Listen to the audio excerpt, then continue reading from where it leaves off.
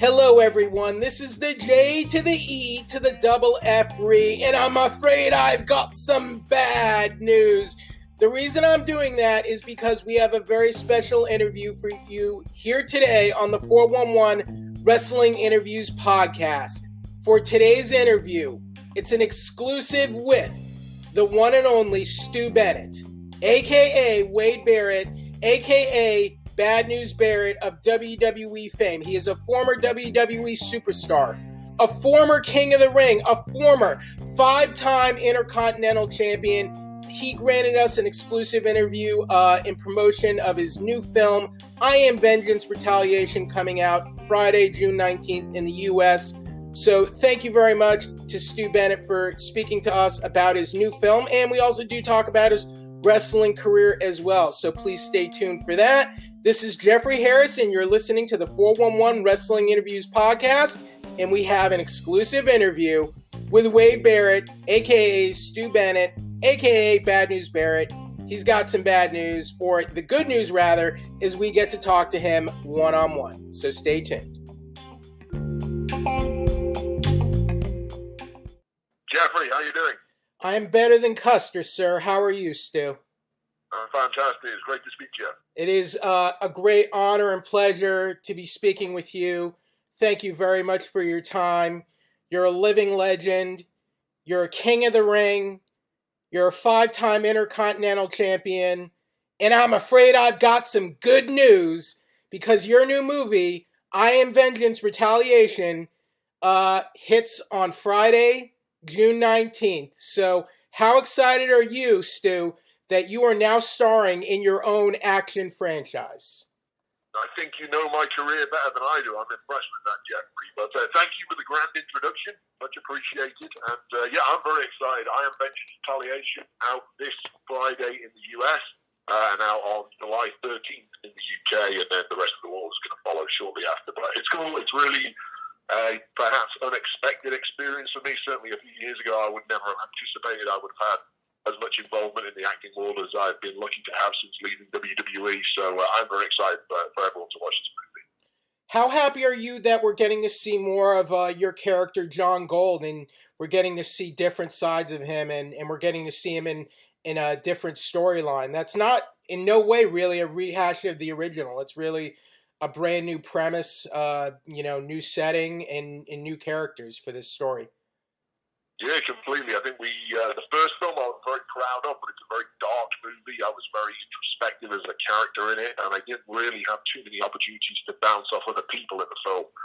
Whereas the second one that's coming out now, it's more of an ode to 80s action films. And we had an increased budget, which meant we could have a bigger cast, and there's some more opportunities for me as a performer to interact with other people on different levels rather than being the one-track-minded kind of machine-like killer that I was in the first one. Mm-hmm. This time I'm able to have a bit of fun with people, and there's still that one-track-minded killer moment, but certainly there's elements of the character that I'm able to expand upon. And as a performer, all you can ever ask for, both in wrestling and in the world of acting, is opportunities to try different things and grow and develop and take interesting journeys and things like that. And I've definitely been given the opportunity to do that as John Gold in this franchise.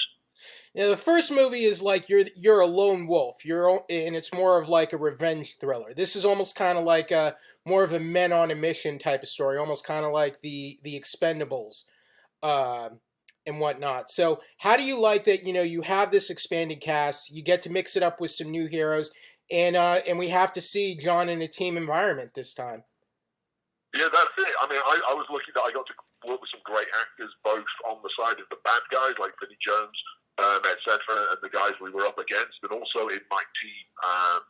There were some really talented actors that I got to work alongside, like the two of the females that I was working with, Katrina, Durden, and Phoebe, Robinson-Galvin, who were great on-screen fighters too. Sam Benjamin is another one that I really bonded with. Mark Griffin is another one. It was actually in the first film, so it was great to have him back. But to be able to work with those actors and tell the story of my character, who going into the film is the lone wolf, and the last thing he wants to do is work with anybody else because he sees everybody else as potential weakness. and seeing his growth and seeing him bonding with the team as the film progresses, as they're getting into these life and death experiences together, and to see how eventually he ends up real tight with them and really caring about them. It was an opportunity for me as an actor to portray that, which you're very fortunate when you get opportunities like that in the film world, and you have to take. Now, you get to act opposite Vinnie Jones in this film, and he is a movie icon. He is a movie legend. Did you ever imagine in your life you would get to be opposite Vinnie Jones in a cool action movie like this?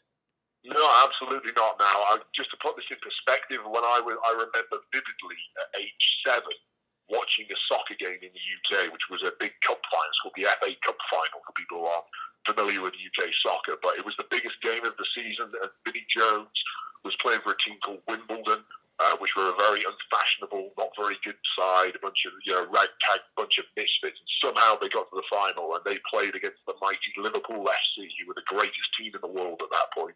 And they went in there and they beat them, and I will always remember 7 years old watching Vinnie Jones raising the FA Cup. So there is a part of me that has always been a huge fan of his football success and the crazy story that he had in that world. And of course, his films have been fantastic too. And I was of a generation that was 19, 20 years old when films like Lock, Stock and Two Smoking Barrels and Snatch came out. I remember having a Lock, Stock poster on my wall when I was in university. So I would never have predicted when I was younger that I would ever get the opportunity to work so closely with Vinnie and get to talk to him and learn from him and just be a fanboy around him at times, which is what I was. So, it was really cool. Vinnie was a great guy. He puts an amazing performance, and we were all lucky to have him on set because his level of experience and knowledge in the film world rubbed off on the entire cast and crew, and he had advice for everyone. He had different perspectives he's done, the people he's worked with, and we all learned from it. So it was great to work with him.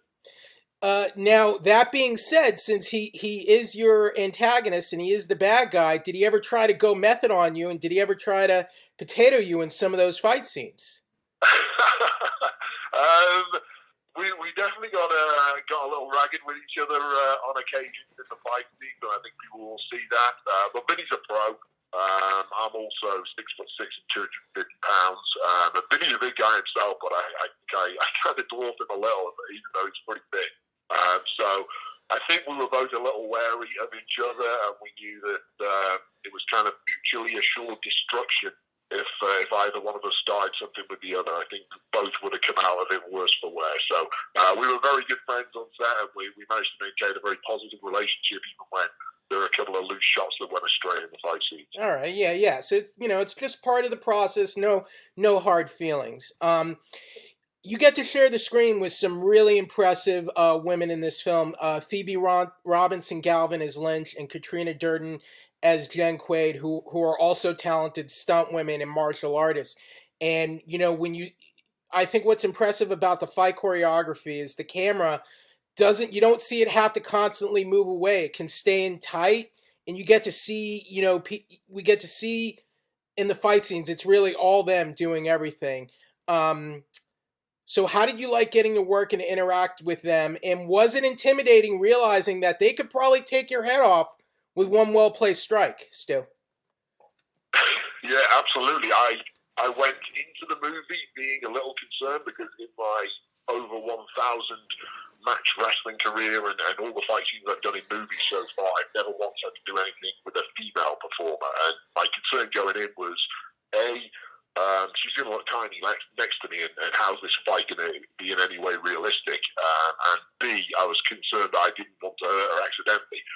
This is with Katrina Durden, who I have a great fight scene with. But I learned my lesson very quickly that she can handle herself, and she kicked my ass, to be honest with you. She was fantastic. She's as tough as they come. And never again will I have to be hesitant about the prospect of getting into a fight scene with a female after that, because I know if I don't have my wits about me, I'm going to get my teeth kicked out. And she came very close to it on a couple of occasions. So I definitely got more than I gave in that one. Okay, now, if it's all right to ask you this, does it light a fire under you at all, or do you get hot when you see that the chosen one, Drew McIntyre, the guy who turned on you at the 2011 Elimination Chamber 9 years ago, kicked a rope into your groin, and then tossed you into the chamber cell is the first ever British WWE World Champion in history, and not you. Just to be clear, I've known Drew since, I think, 2005. We used to wrestle on the Indies together in the UK.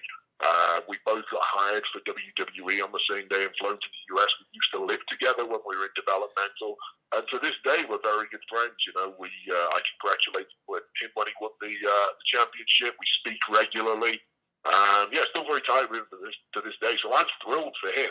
But let's be honest, deep down, Drew McIntyre knows that I would kick his ass. If I ever came back into a ring with him, I would kick his ass, and he knows that. And it's that simple. Okay, so just curious, do you ever see yourself making a return to wrestling full-time, part-time, otherwise? What is your feeling on that these days? I mean, to be clear, I am still involved in the wrestling world. I've been doing a lot of commentary since I left WWE. Right. I'm currently commentating with NWA. I think they're doing outstanding stuff, especially on the budget they're on. I'm very happy working there. I do see myself in some capacity being back in the ring at some point. I think I left the world of pro wrestling, or the in-ring world of pro wrestling, with a sour taste in my mouth, and I would hate for that to be my swan song or my goodbye. So certainly at some point I see myself being back involved. Where or when that will be is still to be decided. I don't currently foresee myself going back as a full-time professional wrestler ever again, because I've done that. I was completely burned out by the end of it, and I had no life balance. I had no time for family or relationships or outside interests or anything like that. And I feel like my life is a lot more enriched now since I've left, and I have various things going on, and more time to myself, and more time to spend with my girlfriend, and travel, and do all those kind of things. But certainly I've not shut the door on being back in the wrestling ring in any capacity. Now, I mean, do you still keep up with wrestling at all? Because, I mean, even though we are in the middle of a pandemic, wrestling is one of the few things that's remained constant throughout this whole bizarre period in human history, and we have WWE and AEW on a weekly basis. Yeah, I absolutely am up to speed on everything. I can't say that I watch religiously like I did when I was younger, but I think these days it's very easy with Twitter and Instagram to kind of get a good feel for what's going on, the big moments in the show, very, very quickly. And of course, I'm still in touch with a lot of guys in the wrestling world. I'm still friends with a bunch of people who work for WWE, who work for AEW, guys I speak to regularly. I'm working with a bunch of guys at NWA. So I'm very much in the realm of professional wrestling constantly, even if I'm not necessarily as conspicuous as I used to be. I will always keep tabs on it. It's always going to be my first love, my first passion. But I can't say that I sit and watch 10 hours of professional wrestling a week like I used to. Now, if I can ask you a hypothetical, Stu, if you were in a situation where, you would potentially be wrestling during the pandemic right now, would it concern you to be doing that, or would you rather sit out at a time like this because the nature of wrestling, where it's not really a profession where you can really social distance during a pandemic? Yeah, ideal world scenario, everybody should be locked down, not traveling on planes, not being in close contact with each other. That is an ideal world scenario, and I think the company that I'm working with in the wrestling world were very quick to shut everything down and say, okay, until things are cleared, until it's safe, we're having no fans gathering, we're having no wrestlers traveling or getting together, we're not going to put on any shows. It's that simple.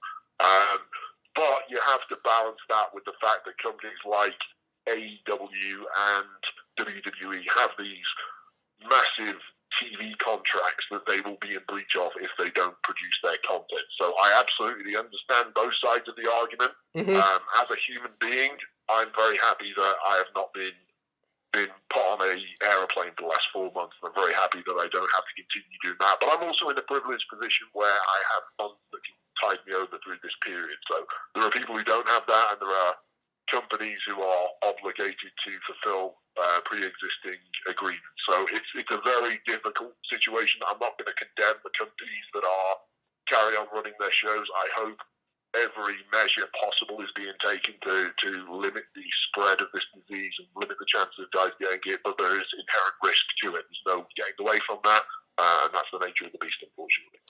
Now, what do you think? What NXT UK would they're currently on hiatus and not having shows right now. But for NXT UK to have your own kind of UK brand over there, do you think that's helped the British wrestling scene? And what do you think of WWE bringing that over to the UK? I wouldn't say it's helped the UK scene. I think it's probably helped the wrestlers who have been signed, but outside of that, I don't think it's been beneficial. You only have to look at the effect it's had on some of the companies or some of the independent companies who are thriving prior to that versus now. So I don't think it's been beneficial to the scene at all. I understand why WWE have done it. They want to have a stakehold there and crush competition, and it was not coincidental that NXT UK was brought out at the same time that WOS, which at the time was seen as a threat to WWE's dominance over in the UK.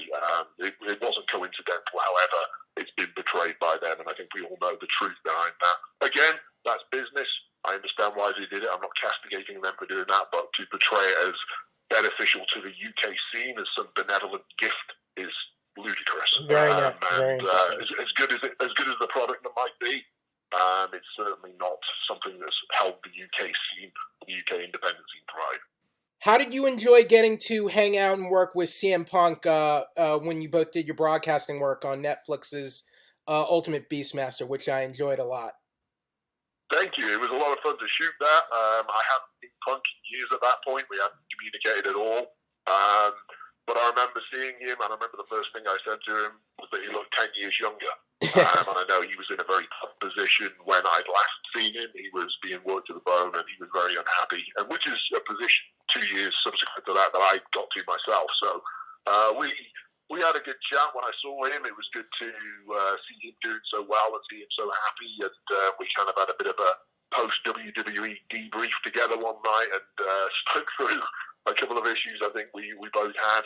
But yeah, I was very happy to see him doing so well for himself, and I know he's got a very happy life at home now with his wife AJ or April, yeah, it was very good to see him in such a positive way after the last time I'd seen him was far from positive. Stu, this has been wonderful, amazing. Thank you so much for your time. Congrats on this sort of burgeoning, growing franchise you have here. I Am Vengeance Retaliation coming out Friday, June 19th in the U.S. Congratulations on all your success. And more than anything, I just want to thank you for this amazing body of work and all the great memories you have given to us in the community and what you're doing now, with your action movie career. It's very exciting, and I'm very happy for you and the success you're having, because I think if anyone deserves it, it's you, man. So thank you very much, Stu. That's very kind of you, Jeffrey, and thank you very much for your time. I appreciate it. And I hope you get to keep delivering good news, but bad news is also fun. It's always up the sleeve, It never takes long for me to bring out that bad news, I'll be honest with you, Jeffrey. Thank you very much, and have a great day, sir. I appreciate it. Cool. Thank you, Jeffrey. Take care. Bye-bye.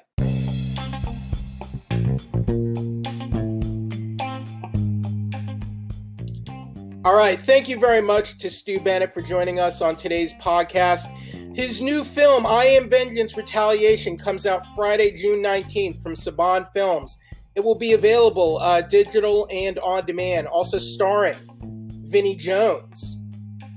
Also, if you can leave us a 5-star rating or review on Apple Podcasts, I would very much appreciate it. If you're listening to us on YouTube, if you can give us a like, a comment, or subscribe on the 411 Mania YouTube channel, I would very much appreciate it. But if you are just willing to listen to the show, I very much appreciate it. I hope everyone is staying safe in these very trying, bizarre times. I hope everyone is doing well. Thank you for finding the show. You can listen to us on the 411 Mania YouTube channel, Apple Podcasts, Google Play, and Spotify.